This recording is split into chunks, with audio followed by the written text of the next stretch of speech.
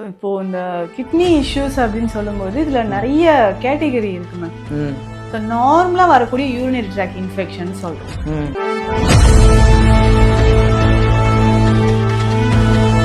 கிட்னியில் எதனால் நமக்கு வந்து பாதிப்பு ஏற்படுது? சிறுநீரகம் அப்படின்னு எடுக்கும்போது நம்ம சாப்பிட்ற உணவு அதை பேஸ் பண்ணி தான் அதனுடைய பாதிப்பு இருக்குது அப்படின்னு நம்ம தெரிஞ்சுக்கணும்.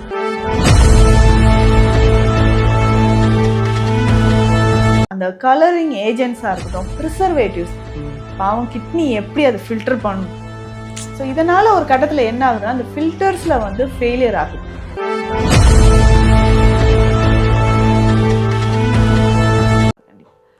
அந்த கிட்னி ஃபெயிலியர் சொல்கிறது நீங்கள் சொல்கிற 8 years 9 years பேபிக்குமே இருக்குது. நீங்கள் ட்ரீட்மெண்ட்டும் எடுத்துகிட்டு இருக்காங்க. ஸோ குழந்தைகளுக்குமே இந்த சிறுநீரக பிரச்சனை இருக்குது. அப்போ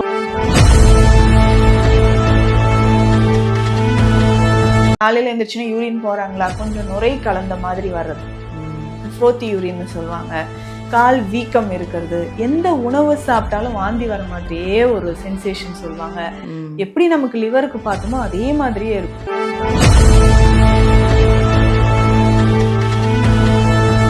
எல்லாருக்கும் வணக்கம். This is Balambika. தெரியும் உங்களுக்கு நான் எங்கே இருக்கிறேன்றது. சென்னை ஆதம்பாக்கம் தீக்ஷாலயம் சித்தா ஹெல்த் கேர்லேருந்து பேசிகிட்டு இருக்கேன். நிறைய ப்ராப்ளம்ஸ் ஒருத்தருக்கும் இருக்குது. நம்மளுக்கு கண்டுபிடிக்காத வியாதிகள்லாம் ஒருத்தருக்கும் இருக்குது. அது வியாதி பேர் கூட தெரிய மாட்டேங்குது. இதில் ரொம்ப முக்கியமானது கிட்னி. ஏன்னா கிட்னியில் ப்ராப்ளம் அப்படின்னா காப்பாற்ற முடியலன்னு சொல்கிறாங்க. ஆனால் ஏன் இந்த கிட்னி ப்ராப்ளம் ஏன் வருது, அதை தடுக்கிறதுக்கு வழியே இல்லையா அப்படின்னு நிறைய பேர் வேதனைப்படுறீங்க. இருக்கான், எங்கள் நித்யா மேடம் சொல்கிறேன்றாங்க. அவங்கள கேட்டு தெரிஞ்சுக்கலாம். வணக்கம் மேம். வணக்கம் மேம்.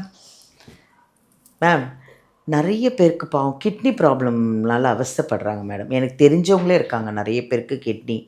ஏன் இந்த கிட்னி ப்ராப்ளம் வருது, அது வர்றதுக்கு முன்னாடி என்ன பண்ணால் அது வராமல் தடுக்கலாம், இல்லை வந்துடுச்சு அதுக்கு என்ன தீர்வு இருக்குது, ஏதாவது கொஞ்சம் சொல்லுங்கள் மேம். பாவம் நிறைய பேர் அது கிட்னியால் பாதிக்கப்பட்டவங்க நிறைய பேர் இருக்காங்க. அவங்களுக்கு ஒரு தீர்வு சொல்லுங்கள். ஸோ இப்போது இந்த கிட்னி இஷ்யூஸ் அப்படின்னு சொல்லும்போது இதில் நிறைய கேட்டகரி இருக்குது மேம்.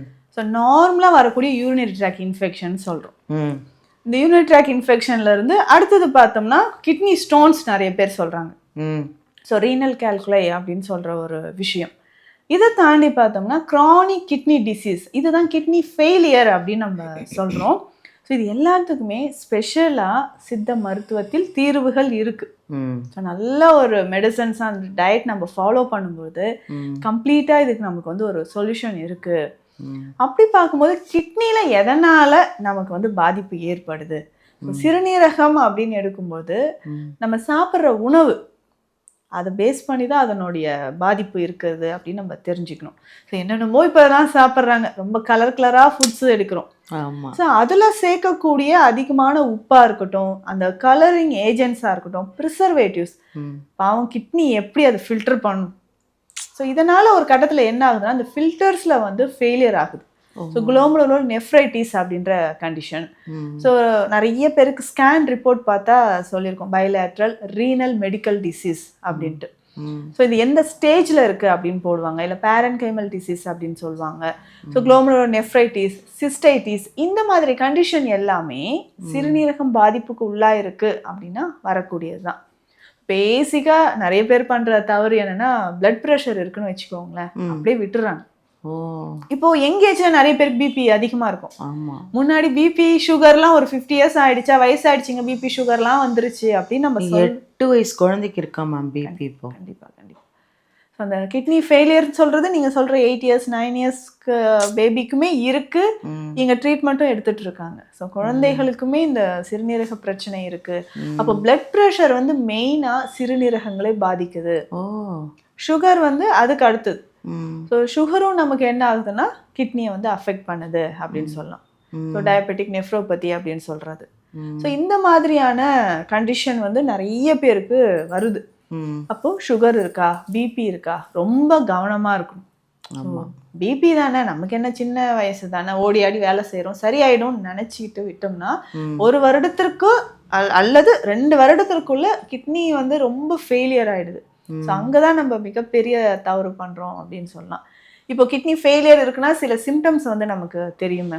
ஸோ காலையில் எழுந்திரிச்சுன்னா யூரின் போகிறாங்களா, கொஞ்சம் நுரை கலந்த மாதிரி வர்றது, ஃப்ரோத்தி யூரின்னு சொல்லுவாங்க, கால் வீக்கம் இருக்கிறது, எந்த உணவு சாப்பிட்டாலும் வாந்தி வர மாதிரியே ஒரு சென்சேஷன் சொல்லுவாங்க. எப்படி நமக்கு லிவருக்கு பார்த்தோமோ அதே மாதிரியே இருக்கும் சிம்டம்ஸ். வந்து உடலில் வந்து ரத்தம் ஹீமோகுளோபின் லெவல் குறைஞ்சிக்கிட்டே வருது, வெயிட் லாஸ் ஆகும். ஸோ கால் வீக்கம் இருந்தால் நம்ம என்ன பண்ணுறோம், சரி தொங்க போட்டே உக்காந்துருக்கோம் இல்லையா, அதனால வீக்கம் இருக்கலாம்னு நினச்சிக்கிறோம். ஆனால் அதுக்கப்புறம் ஒரு 3 months 4 monthsக்கு அப்புறம் நம்ம டெஸ்ட் எடுத்து பார்க்கும்போது கிட்னி டேமேஜ் சிவியராக இருக்குது அப்படின்றது தெரிய வருது. இப்போது கிட்னி ப்ராப்ளம் வந்துடுச்சு, அதுக்காக நம்ம கிளினிக்கில் என்னென்ன மருந்து கொடுக்குறீங்க, என்ன ட்ரீட்மெண்ட் கொடுக்குறீங்க மேம்? ஸோ ஃபஸ்ட்டு என்ன மாதிரியான ஒரு பாதிப்பில் இருக்காங்க, என்ன ஸ்டேஜில் இருக்காங்க அதை பார்ப்பீங்க first. Urea, creatine, GFR level, glomerular filtration ரேட்டுன்னு சொல்கிறோம் இல்லைங்களா. ஸோ இதை வந்து ஃபஸ்ட்டு நம்ம பார்த்துடணும். ஸோ கிரியேட்டின் ரேஞ்ச் வந்து ஓரளவுக்கு குறைவாக இருக்குது, 2 or 2.5 இருக்குன்னா ஓகேங்க. கம்ப்ளீட்டாக ஒரு 2 monthsலேயே நமக்கு நல்ல ரிசல்ட் வந்துடும். இதுவே 5th ஸ்டேஜில் இருக்காங்கன்னா அப்படியே அந்த டயாலிசிஸ் தேவையா இல்லையான்ற மாதிரி ஒரு கன்ஃபியூஷனில் இருப்பாங்க. ஸோ இதுவுமே ஒவ்வொருத்தரோட பாடி கண்டிஷன் அப்படின்னு நம்ம சொல்கிறோம். ஸோ நம்ம எடுக்கிற மருந்து உள்ள அப்சார்ப்ஷன் நடக்கணும், அப்சார்ப்ஷன் நடந்ததுக்கு அப்புறம் தான் அந்த சிறுநீரகம் அப்படின்றது திரும்ப பழைய நிலைக்கு வரும். ஸோ இதில் வந்து நிறைய புரிதல் அப்படின்றது வேணும். நிறைய டைம் ஃபஸ்ட்டே வேஸ்ட் பண்ணிடுவாங்க. ஸோ ஸ்டார்டிங்லேயே நமக்கு வந்து ஃபஸ்ட்டு ஸ்டேஜ்லேயே தெரிய வந்திருக்கும் ஒரு சிலருக்கு.